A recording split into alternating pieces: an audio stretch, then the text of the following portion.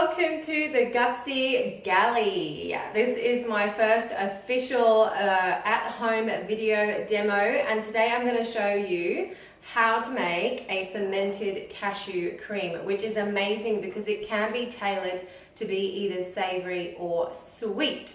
Now forgive the hair, it is officially Funky Hair Day. It is hot and sticky and humid here in Brisbane, so this hair is just doing what this hair wants to do.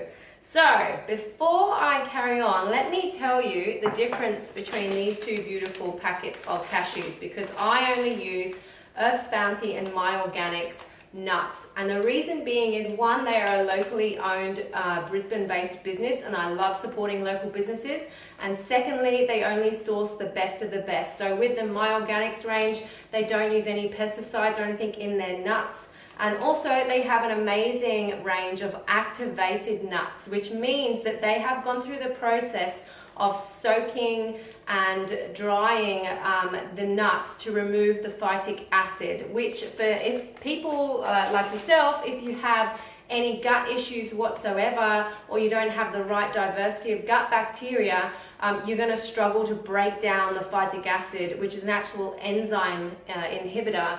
You're going to have trouble breaking that down. So they've gone through the process of removing the phytic acid through that soaking process and drying the nuts again, which makes these far more digestible for you and your gut. And they also taste amazing. They're so crunchy and delicious.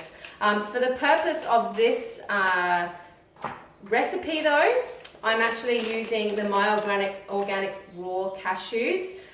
Because you don't obviously need to use the activated ones. I would save the activated ones to actually munch on and use as snacks, and I'm using the My Organics raw cashews for this recipe. So what I have done is I've taken 1 cup of cashews and I've actually soaked them for 4 to 6 hours. You need to soak cashews for, and that softens them up nice so that you can blend them real easily. So I've got the 1 cup of cashews and I'm going to pour that in my good old-fashioned blender. I do not have a Thermomix or one of those other posh blenders. I have a beautiful 40-year-old blender which does me just fine, and I'm happy with that. So we are going to pour in about half a cup of water kefir. Now this is the starter which causes the cashews to start fermenting. Now if you don't have any water kefir, or you're not using water kefir at home, you can use whey, which is the liquid part of yogurt, and what you can do is buy a good quality yogurt and pour some of it through a nut milk or cheesecloth, nut milk bag or cheesecloth, and actually drain off the whey, and you can use the whey with the cashews to get that process of fermentation going.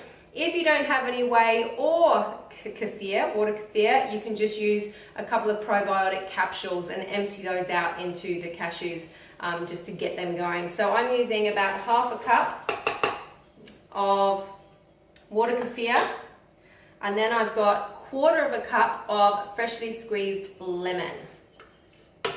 Okay, then you're going to use 1 whole garlic. You're going to use about a tablespoon of nutritional yeast, which is really high in B vitamins, which is very important for gut healing. And then a sprinkle of salt. Now, of course, do this to taste because everyone's different. You could also add some pepper or some other herbs and spices, but I like to keep it nice and simple for this experiment. And the good thing about this cashew cream is that you can make it either savory or sweet. So while it's savory, you can use it with little savory balls and veggie sticks and things like that. When you make it sweet, what you would do is add lemon, maple syrup, and some cinnamon, maybe some vanilla essence, and use that with a dessert. It's amazing. So I'm going to get blending this, and you've got to be patient, especially with these little old ones.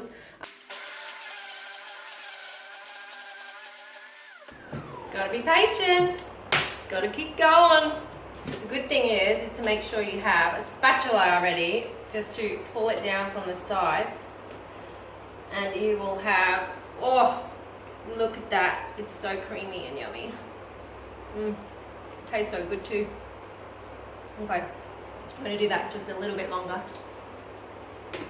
Bear with me.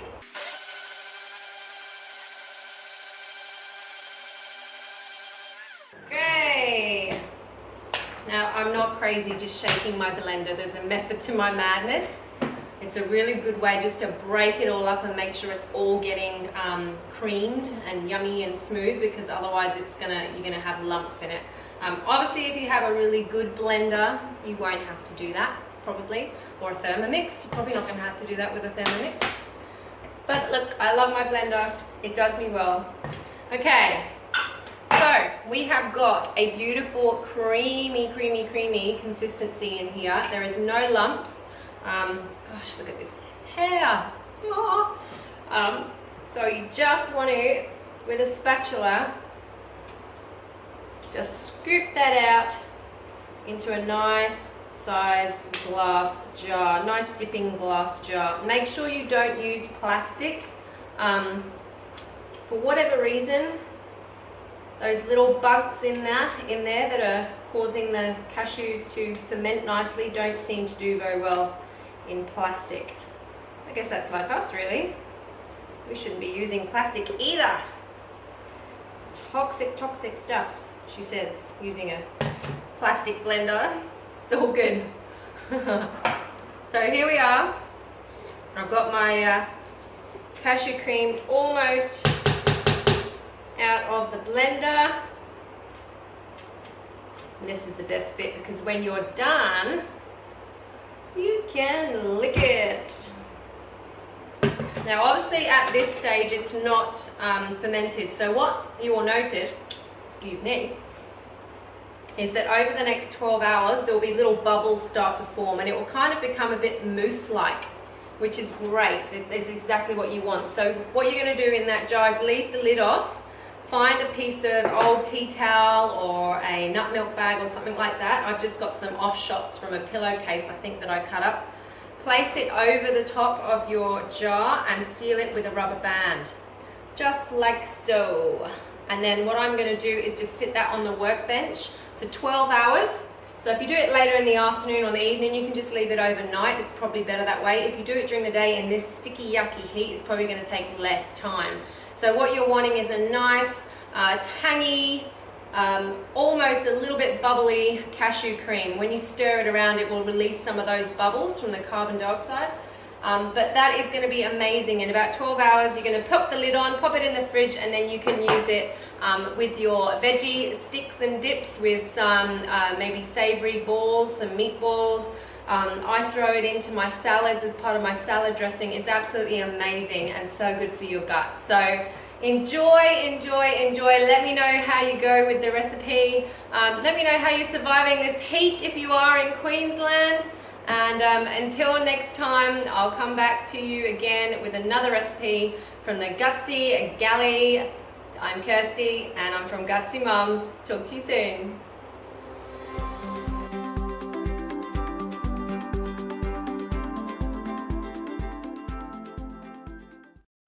Well, hi everybody, welcome to the Gutsy Gallery.